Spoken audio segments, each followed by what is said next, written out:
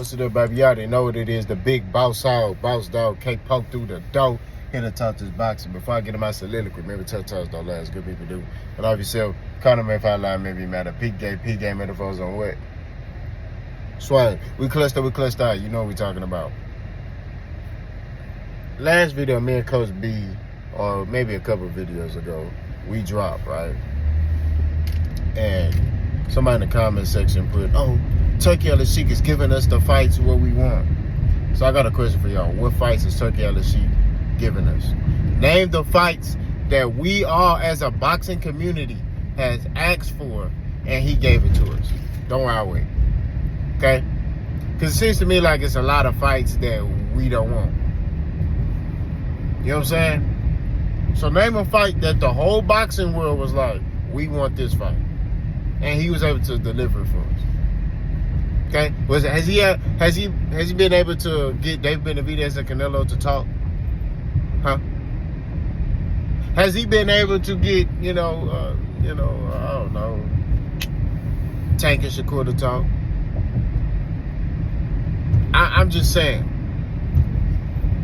So, like I said before, and I keep on going like a knot, I can keep on flowing. I'm just sitting here saying, what fights has he gave us? Besides a lot of fights that he's prematurely announced and they didn't happen. Terence Crawford vs. Canelo was announced as done. They had the venue, everything. And then they come back and say, fight is off, it's canceled. These are the things that I'm talking about. I'm not sitting here saying Turki Alalshikh is a bad guy. Something is off with him, definitely. Something is definitely off with him. But I'm not sitting here saying he's a bad guy, he's a horrible guy. But what I am saying is this, and I want y'all to listen to me. You can't be doing the things he's doing in the sport of boxing. You can't be announcing fights prematurely, right? We're just keeping it 1,000. You can't be announcing fights prematurely. You know what I'm saying? Thinking that, this is gonna get the fans on my side. Eventually, people gonna stop following you because of the fact you keep prematurely announcing fights. This is like the 3rd or 4th fight that Turki Alalshikh has announced, and then it don't happen. And I'm talking about Canelo Crawford. He announced Ryan Garcia, Eastside People Cruz, and then boom, man, it's not happening, but Ryan gonna fight Rolling. It's like, bro, these are the things that I'm talking about. Israel Madrimov versus Sergey Boychuk. These are the things that I'm talking about. Stop prematurely announcing fights. And I think he means well, you know what I'm saying? But he's just a casual in the sport of boxing that got money. And what I recommend for Turki Alalshikh is to get out here and start mixing with these boxing circles and learn the art of making good fights. Learn the art of boxing. He's a businessman who just like watching boxing, right? He got a lot of money, so he just coming into the game of boxing like, I got a lot of money. I'm finna throw that mug around. And that's just not how you do it. You know what I'm saying? That's just not how the cookie crumbles. That's not how this stuff goes. In the sport of boxing, you got to make fights that make sense. Okay? You got to make fights that make sense. Chris Eubank versus the other dude, the welterweight, the dude that took the steroids, that don't make sense. Chris Eubank has fought at 168, 160. You trying to sit here and tell me he finna come fight at a catchweight with a welterweight? Conor Ben? Are you serious? You know what I'm saying? They fighting at a catchweight. And I know why they trying to make this fight, because of their dads, but bro, half these young dudes nowadays don't even know who their dads is. They don't know who Nigel Ben is. You know what I mean? They don't know who Chris Eubank dad is. So that's what I'm saying, bro. Like, we gotta keep it 1,000. Like, and this is why I keep saying, bro, like, I think he means well. I'm not gonna lie to you. I do. I think he means well, but he don't know what he's doing. And I'm telling you, something is gonna pop out. I'm telling you. You know? And I'm not trying to speak this on anybody, but I'm just saying, something is off with Turki Alalshikh. Something is off. Don't know what it is, but something may add up. So all I'm saying at the end of the day, to keep it 1,000, bro, is just like, look, Turki Alalshikh gotta sit there and basically, I just want him to learn the sport of boxing. That's what I want him to do. Study how these promoters make fights that make sense. Right? Like that card Crawford was on in August. You had a bunch of fights on there that don't make sense.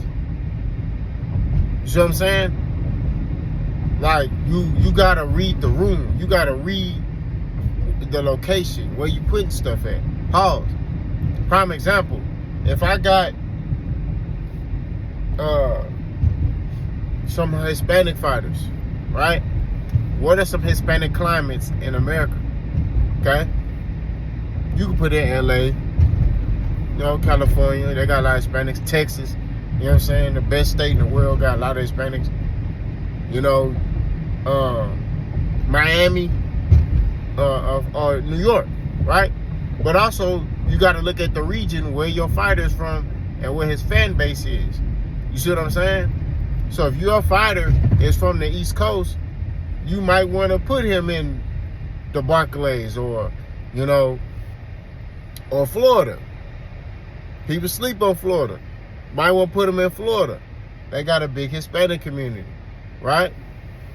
If you want to expose him to something else, you might not want to main event him in Texas. You might want to put him on an undercard of a Canelo card, right? And that give him some more exposure because he's on a Canelo undercard if you got a Hispanic fighter. It's like if you got a black fighter.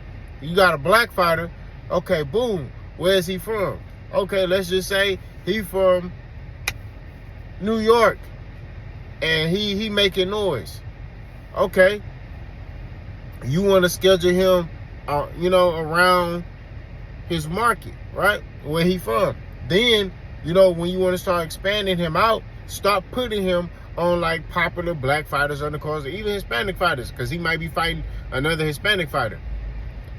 Put him on their undercards to get him that exposure. You know what I mean? To get people to get. All this is about marketing, bro.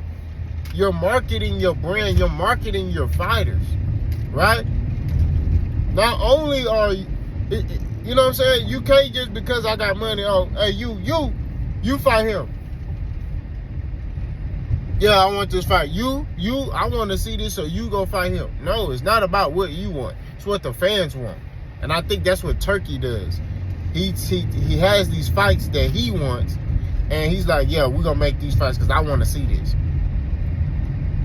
No, you got to do what the fans want. What are the fans demanding? Just like this Canelo Crawford.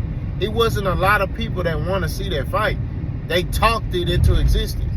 But it wasn't a fight where everybody was like, yeah, we definitely want to see this fight.